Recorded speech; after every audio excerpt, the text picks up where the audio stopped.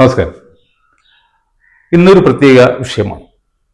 അതായത് 2018 ബഹുമാനപ്പെട്ട സുപ്രീം കോടതി ശബരിമലയിൽ സ്ത്രീകൾക്ക് പ്രവേശനം അനുവദിച്ചുകൊണ്ട് ഇട്ട ഉത്തരവിൽ പറയുന്നത് അയ്യപ്പ ഭക്തന്മാർ എന്ന് പറയുന്നത് ഒരു റിലീജിയസ് ഡിനോമിനേഷൻ അല്ല, അതുകൊണ്ട് തന്നെ അവർക്ക് ആർട്ടിക്കിൾ 26 പരിരക്ഷയ്ക്ക് അർഹതയില്ല എന്നും ആയിരുന്നു. അതിനുശേഷം ഈ വഖഫ് ഭേദഗതി നിയമം വന്നതോടെ വീണ്ടും ഈ റിലീജിയസ് ഡിനോമിനേഷൻ എന്ന വാക്കുകൾ നമ്മൾ നിരന്തരം കേൾക്കുകയാണ്. ഈ ബില്ലിനെ എതിർക്കുന്ന ആൾക്കാർ ലൈക്ക് NK പ്രേമചന്ദ്രൻ, പിന്നെ നമ്മുടെ മാതൃഭൂമിയിലെ അഭിലാഷ് മോഹൻ തുടങ്ങിയവരൊക്കെ ചോദിക്കുന്നൊരു ചോദ്യം എന്ന് പറയുന്നത്, ഈ ബിൽ നടപ്പിലാക്കി കഴിഞ്ഞാൽ അത് ആർട്ടിക്കിൾ 26 മുസ്ലിം മതവിശ്വാസികൾക്ക് നൽകുന്ന പ്രത്യേക പരിരക്ഷയുടെ ലംഘനമല്ലേ എന്നതാണ്. അങ്ങനെയുള്ള ചോദ്യങ്ങൾ അവർ നിരന്തരം ചോദിച്ചുകൊണ്ടിരിക്കുന്നത് കാണുക.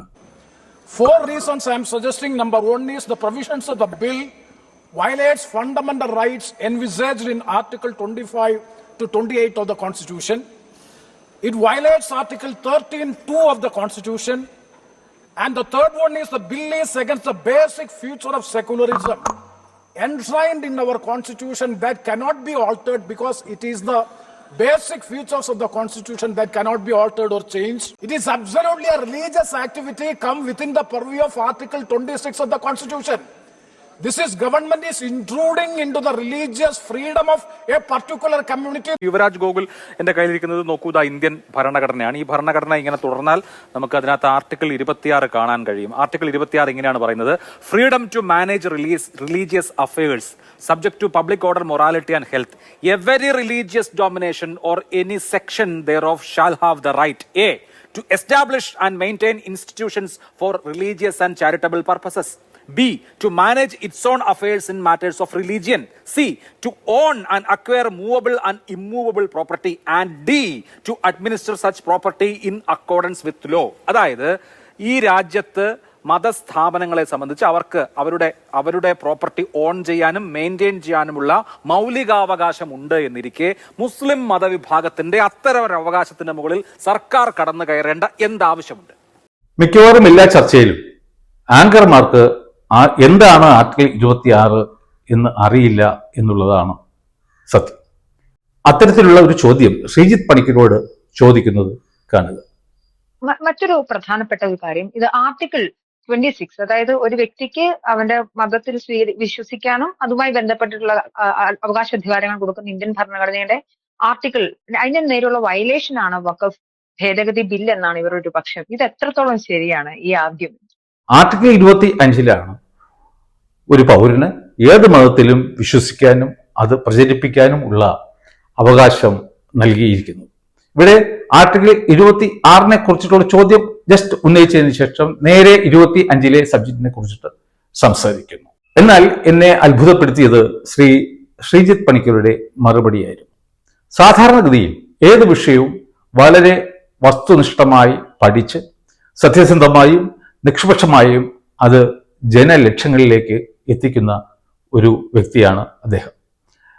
മിക്കവാറും എല്ലാവരെയും പോലെ തന്നെ എനിക്കും അദ്ദേഹത്തോട് വളരെ സ്നേഹവും റെസ്പെക്റ്റും ഉണ്ട്.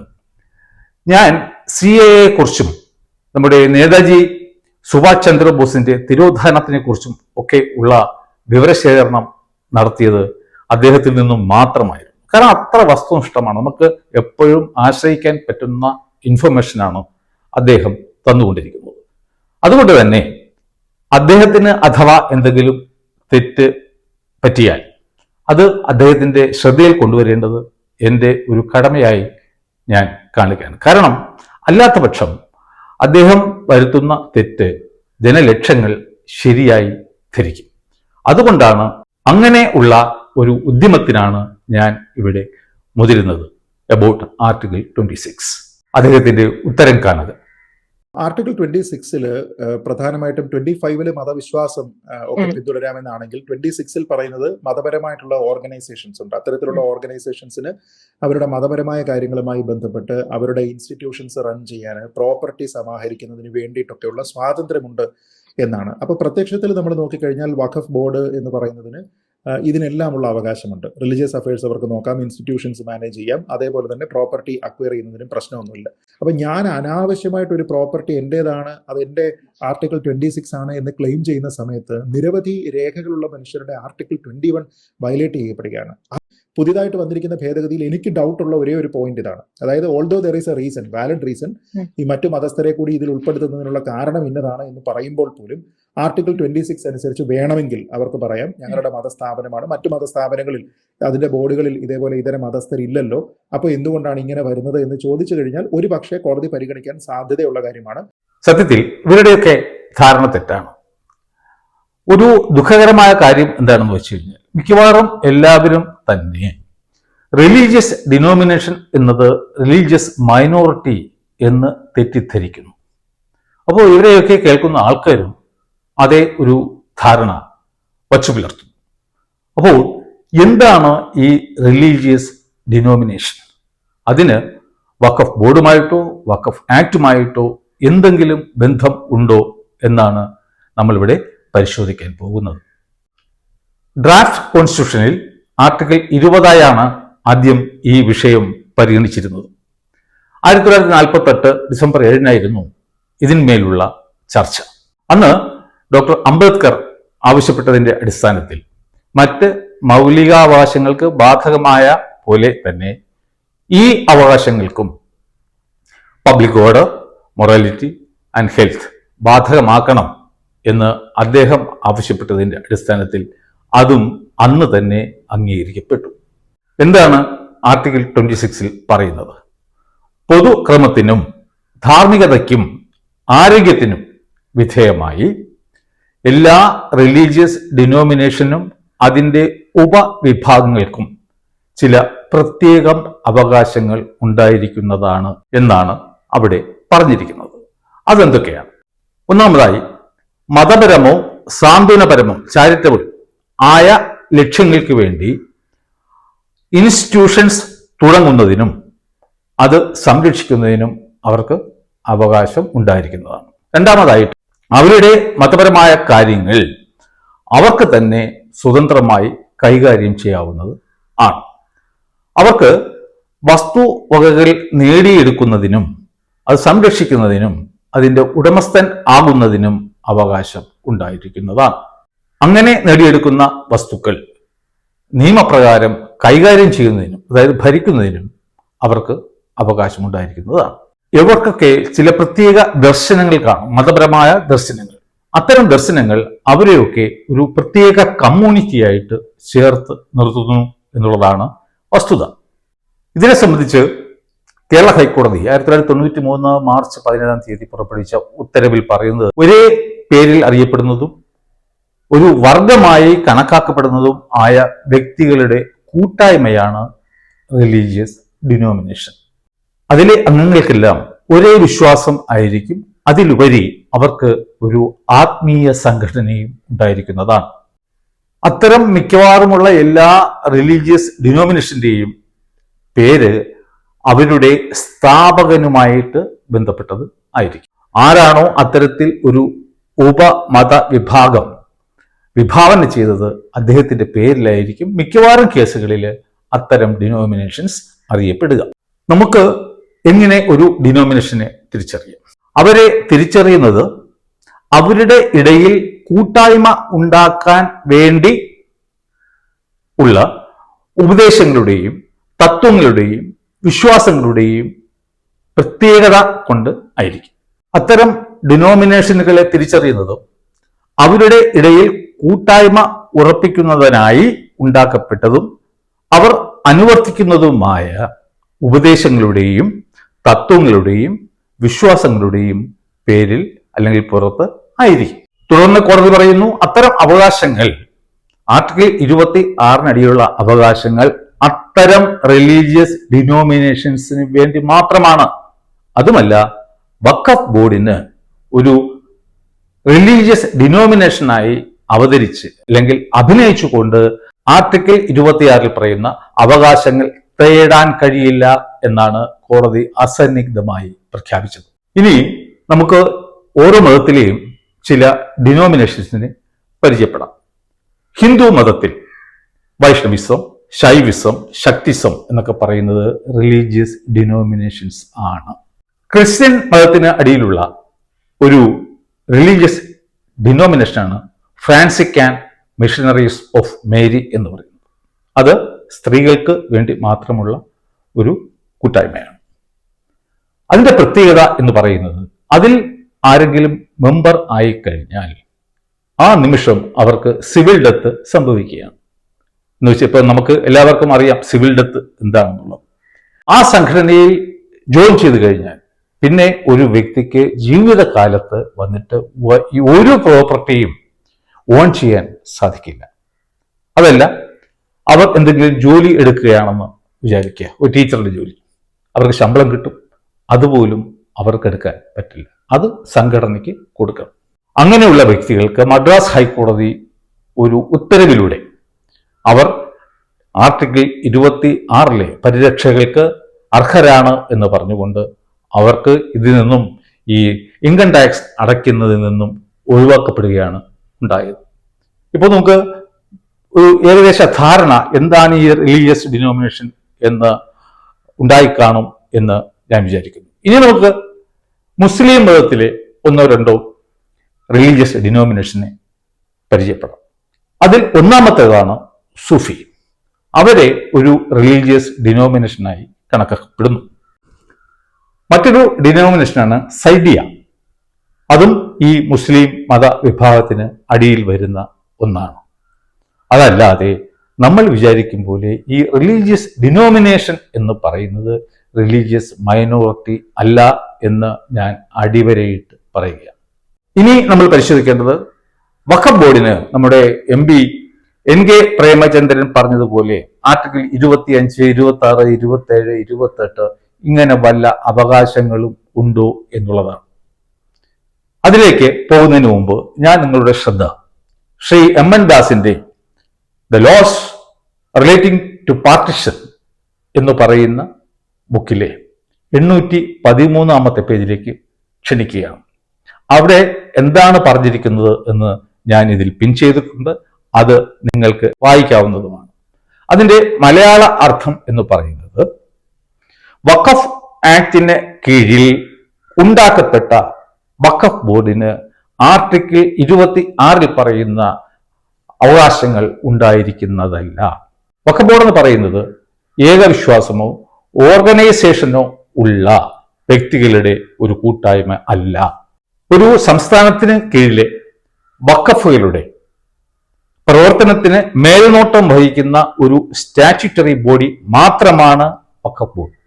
അതിന്റെ പ്രധാന ഡ്യൂട്ടി എന്ന് പറയുന്നത് ഓരോ വഖഫുകളും നേരെ ചൊവ്വെ ഭരിക്കപ്പെടുന്നു എന്നും നിയന്ത്രിക്കപ്പെടുന്നു എന്നും പരിപാലിക്കപ്പെടുന്നു എന്നും ഉറപ്പുവരുത്തേണ്ടത് വഖഫ് ബോർഡാണ്. കൂടാതെ ഓരോ വാക്കിഫും, അതായത് വഖഫ് ഉണ്ടാക്കുന്ന ആളും അവിടുത്തെ ആദായം ഏത് രീതിക്ക് ചിലവാക്കപ്പെടണം എന്ന് നിഷ്കർഷിച്ച് കാണും. അപ്പോൾ അവിടുത്തെ മുത്തവലി വന്നിട്ട് ആ ആദായത്തെ ആ വിധത്തിലുള്ള പ്രവർത്തനത്തിനാണോ ചിലവാക്കുന്നത് എന്ന് മേൽനോട്ടം വഹിക്കേണ്ടതും വഖഫ് ബോർഡുകളുടെ കർത്തവ്യമാണ്.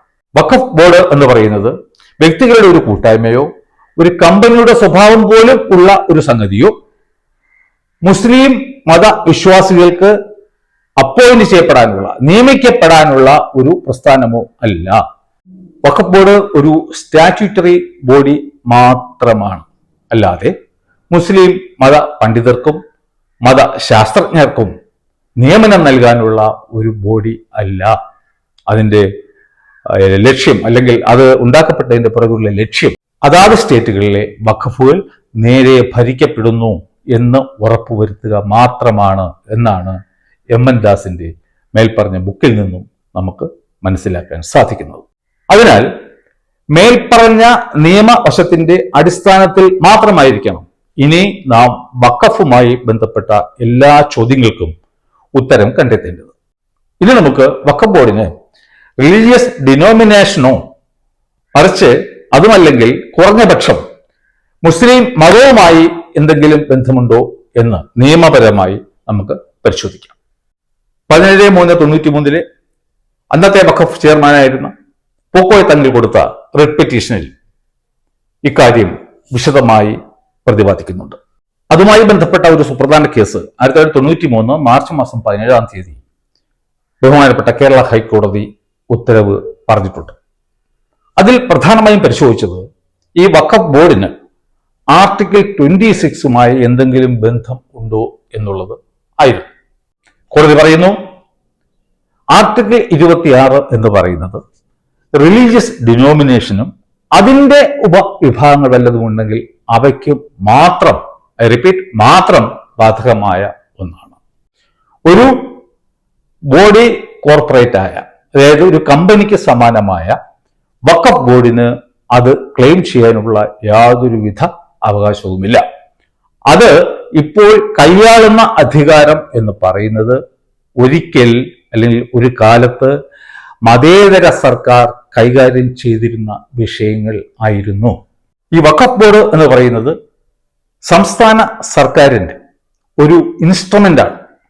കാരണം എന്താണ്, അതൊരിക്കൽ നിർവഹിച്ചിരുന്ന അതേ കാര്യങ്ങളാണ് ഈ വഖഫ് ബോർഡ് ചെയ്ത് വരുന്നത്. വഖഫ് ബോർഡ് വഖഫ് ആക്ടിന്റെ ഒരു ഉൽപ്പന്നമാണ്. വഖഫ് ആക്ട് ഇല്ലാത്ത പക്ഷം വഖഫ് ബോർഡും ഇല്ല. അതൊരു ബോഡി കോർപ്പറേറ്റ് മാത്രമാണ്. വഖഫ് ബോർഡ് വ്യക്തികളുടെ ഒരു കൂട്ടായ്മ അല്ല. അതിന് പൊതുവിൽ ഒരു വിശ്വാസം ഇല്ല. അതിനാൽ തന്നെ അതൊരു റിലീജിയസ് ഡിനോമിനേഷൻ അല്ല.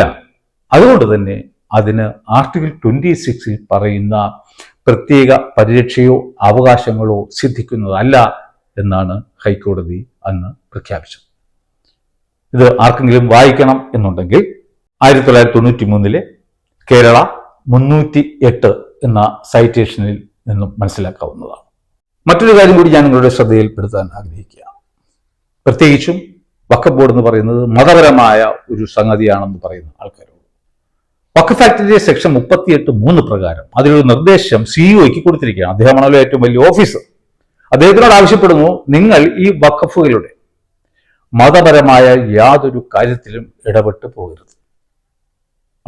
ഇപ്പോൾ നമുക്ക് കാര്യം വ്യക്തമായി മനസ്സിലാക്കാം. വഖഫുകൾ, അതായത് ഓരോ വ്യക്തിഗത വഖഫുകളും വന്നിട്ട് മതപരമായ സ്ഥാപനങ്ങളാണ്. വേറസ് വഖഫ് ബോർഡ് വന്നിട്ട് മതവുമായി യാതൊരു വിധത്തിലുള്ള ബന്ധവും ഇല്ലാത്ത ഒരു സ്റ്റാറ്റ്യൂട്ടറി ബോഡി മാത്രമാണ്. മേൽപ്പറഞ്ഞ കാര്യങ്ങളിൽ നിന്നും നമുക്കൊരു കാര്യം വ്യക്തം. വഖഫ് ബോർഡിന് വന്നിട്ട് മതവുമായി യാതൊരു വിധ ബന്ധവുമില്ല.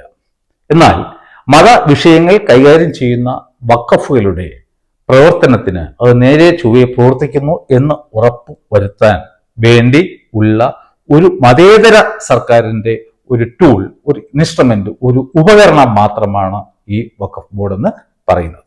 മിക്കവാറും എല്ലായിടത്തും ഉയർന്നു വരുന്ന ഒരു ചോദ്യമുണ്ട്. ഇപ്പോൾ വഖഫ് ബോർഡിൽ നോൺ മുസ്ലിംസിനെ കൂടി ചേർക്കാം എന്ന ഒരു ഭേദഗതിയാണ് കേന്ദ്ര സർക്കാർ കൊണ്ടുവരുന്നത്. അങ്ങനെയാണെങ്കിൽ ദേവസ്വം ബോർഡിൽ മുസ്ലിങ്ങളെ നിയമിക്കുമോ? ഇതുവരെ ആരും ഒരു വ്യക്തമായ മറുപടി ഈ ചാനൽ ചർച്ചകളിലും മറ്റും കൊടുത്തതായി ഞാൻ ഇതുവരെ കണ്ടിട്ടില്ല. ഞാൻ പറയുന്നു, അങ്ങനെ സാധ്യമല്ല എന്നുള്ളതാണ് അതിൻ്റെ നിയമപരമായ ഉത്തരം. കാരണം വഖഫ് ബോർഡ് നമ്മൾ കണ്ടു, മതപരമായ ഒരു സ്ഥാപനം അല്ല. It is a body corporate, അല്ലെങ്കിൽ ഒരു കമ്പനി, അല്ലെങ്കിൽ ഒരു സ്റ്റാറ്റ്യൂട്ടറി ബോഡി. അതേസമയം ദേവസ്വം ബോർഡോ, it is also a body corporate, ഒരു സംശയവും ഇല്ല. പക്ഷേ അത് വന്നിട്ട് ഒരു സോഷ്യോ റിലീജിയസ് ബോഡിയാണ്. അത് മതപരമായ കാര്യങ്ങൾ ഓരോ ക്ഷേത്രത്തിൻ്റെയും, അതിനടിയിൽ വരുന്ന ഓരോ ക്ഷേത്രത്തിൻ്റെയും മതപരമായ എല്ലാ കാര്യങ്ങളും ഡീൽ ചെയ്യുന്നത് വന്നിട്ട് ദേവസ്വം ബോർഡ്. ദേവസ്വം ബോർഡിന്റെ സിഇഒയോട് വന്നിട്ട് ക്ഷേത്രങ്ങളുടെ മതപരമായ കാര്യങ്ങളിൽ ഇടപെടാൻ പാടില്ല എന്ന് ഒരിടത്തും പറയുന്നില്ല. അപ്പോഴെങ്ങനെയാണ് നമുക്ക് വഖഫ് ബോർഡിനെ വന്നിട്ട് ദേവസ്വം ബോർഡുമായിട്ട് കമ്പയർ ചെയ്യാൻ സാധിക്കുക? ഇത് കേൾക്കുന്ന ആൾക്കാരെങ്കിലും ഇനിമേലാൽ ചർച്ചകളിലും മറ്റും പോണ അവസരത്തിൽ ഈ രീതിക്ക് നിയമപരമായ ഒരു ഉത്തരം നൽകണം എന്ന് ഞാൻ അഭ്യർത്ഥിക്കുകയാണ്. പ്രേമചന്ദ്രൻ പറഞ്ഞതുപോലെ വഖഫ് ബോർഡ്, ഇപ്പൊ നമ്മൾ ഭേദഗതി ചെയ്യാൻ ഉദ്ദേശിക്കുന്നത് വഖഫ് ആക്ട് ആണല്ലോ, വഖഫ് അല്ല കേട്ടോ. ഏത് ആക്ട് നിലവിൽ വന്നാലും വഖഫുകളുടെ പ്രവർത്തനത്തിന് ഒരിക്കലും ബാധിക്കില്ല. കാരണം ഒരു വാക്കിഫ് അത് ഉണ്ടാക്കിയ ആളിന്റെ നിർദ്ദേശാനുസരണം അല്ലാതെ സർക്കാരിന് പോലും ഒരു വഖഫിന്റെ പ്രവർത്തനത്തിൽ കൈകടത്താനുള്ള അധികാരമോ അവകാശമോ ഇല്ല. അപ്പോൾ നാം പരിശോധിക്കേണ്ടത് ഈ പ്രേമചന്ദ്രൻ പാർലമെന്റിൽ വിളിച്ചു പറഞ്ഞതുപോലെ ഈ വഖഫ് ബോർഡിന് ആർട്ടിക്കിൾ 25 എന്താ പറയുന്നത്? ഒരു വ്യക്തിക്ക് ഏത് മതത്തിലും വിശ്വസിക്കാനും അത് പ്രചരിപ്പിക്കാനും ഉള്ള അവകാശം. 26 ഡിനോമിനേഷൻ. 27 എന്ന് പറയുന്നത് സർക്കാർ ഒരിക്കലും ജനങ്ങളിൽ നിന്നും പിരിക്കുന്ന ടാക്സ് ഏതെങ്കിലും ഒരു പർട്ടിക്കുലർ മതത്തിന്റെ ഉന്നമനത്തിനായി ഉപയോഗിക്കാൻ പാടില്ല. പിന്നെ 28 എന്താ പറയുന്നത്? സർക്കാർ ഫണ്ട് വാങ്ങുന്ന വിദ്യാഭ്യാസ സ്ഥാപനങ്ങളിൽ ഏതെങ്കിലും ഒരു മതത്തിന്റെ പഠനം നടത്താൻ പാടില്ല. അപ്പോൾ നിങ്ങൾ തന്നെ ആലോചിച്ചു നോക്കൂ, ഈ NK പ്രേമചന്ദ്രൻ നമ്മളെ എല്ലാവരെയും പാർലമെന്റിൽ പൊട്ടന്മാരാക്കുകയല്ലേ ചെയ്തത്? വഖഫ് ബോർഡുമായിട്ട് യാതൊരു ബന്ധവും 25, 26, 27, 28 എന്നീ ആർട്ടികൾക്ക് ഇല്ല എന്നുള്ളതാണ് സത്യം. നാം കാണേണ്ടത് വഖഫ് ആക്ടിന്റെ സെക്ഷൻ 24 പ്രകാരം വഖഫ് ബോർഡിന്റെ പ്രവർത്തനങ്ങൾക്ക് വേണ്ടി, സുഗമമായ പ്രവർത്തനങ്ങൾക്ക് വേണ്ടി സർക്കാർ ഉദ്യോഗസ്ഥരെ ഡെപ്യൂട്ടേഷനിൽ അയക്കേണ്ടതാണ്. അയക്കാവുന്നതല്ല, അയക്കേണ്ടതാണ്. കൂടാതെ അതിന്റെ സെക്ഷൻ 101 പ്രകാരം ഈ വഖഫ് ബോർഡുമായിട്ട് ബന്ധപ്പെട്ട് പ്രവർത്തനങ്ങളിൽ ഏർപ്പെടുന്ന എല്ലാവരും IPC 21 പ്രകാരം ഉള്ള പബ്ലിക് സർവൻസ് ആയിരിക്കും. ഒരു മതപരമായ സ്ഥാപനം ആയിരുന്നു എങ്കിൽ ഈ രീതിക്ക് ആൾക്കാരെ അങ്ങോട്ട് അയക്കാൻ സാധിക്കുമോ? എങ്കിൽ അത് നേരത്തെ പറഞ്ഞ ആർട്ടിക്കിൾ 27 എതിരായില്ലേ? അപ്പോ വഖഫ് ബോർഡുകാർ ചെയ്യുന്നത് എന്താണെന്ന് വെച്ച് കഴിഞ്ഞാൽ അവരുടെ അവകാശങ്ങൾ നേടിയെടുക്കാൻ വേണ്ടിയിട്ട് ഇത് ഒരു മതസ്ഥാപനം അല്ല, അവരുടെ സ്വാർത്ഥ താല്പര്യങ്ങൾ നേടിയെടുക്കാൻ വേണ്ടി ഇത് വന്നിട്ട് ഒരു മതസ്ഥാപനം ആണ് എന്നുള്ള ഒരു സ്റ്റാൻഡാണ് എടുത്തു വന്നുകൊണ്ടിരിക്കുന്നത്. എൻ്റെ ഈ സംസാരം കൊണ്ട് നിങ്ങൾക്ക് എന്താണ് റിലീജിയസ് ഡിനോമിനേഷൻ എന്ന് ഏകദേശം ഒരു ധാരണ ഉണ്ടായി കാണും എന്ന് ഞാൻ വിശ്വസിക്കുന്നു. നിങ്ങളെപ്പോലെ ഞാനും ഏറെ സ്നേഹിക്കുന്ന ശ്രീജിത്ത് പണിക്കരോട് എനിക്കൊരു അഭ്യർത്ഥനയുണ്ട്. ഈ കാര്യങ്ങൾ ഒന്ന് മനസ്സിലാക്കണം, അതിനെക്കുറിച്ചിട്ട് കൂടുതൽ പഠിക്കാൻ കഴിയുമെങ്കിൽ പഠിക്കണം. എന്നിട്ട് ആ ഒരു ഇൻഫർമേഷൻ വന്നിട്ട് ജനലക്ഷങ്ങളിലേക്ക് എത്തിക്കണം. ഇതിൻ്റെ അടിസ്ഥാനത്തിലായിരിക്കണം അങ്ങയുടെ വരും നാളിലെ ചാനൽ ചർച്ചകളിലും മറ്റും ഉള്ള പ്രകടനം. Thank you very much.